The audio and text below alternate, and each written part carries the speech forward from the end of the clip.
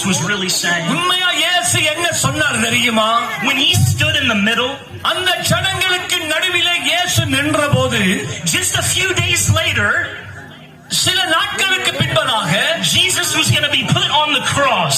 அவர் சிலுவையிலே அவரை கொண்டு போய் அறைய போகிறார்கள். He was going to be sacrificed for that woman's sins. அந்த ஸ்திரீனுடைய பாவங்களுக்காக இன்னும் ஒரு சில நாட்களுக்குள்ளே இயேசு சிலுவையில் அறையப்பட தன்னை ஜீவ பலியாக ஒப்புக் கொடுக்க அவர் காரணமாக இருந்தார். For your sins, உன்னுடைய பாவங்களுக்காக, for my sins, என்னுடைய பாவங்களுக்காக.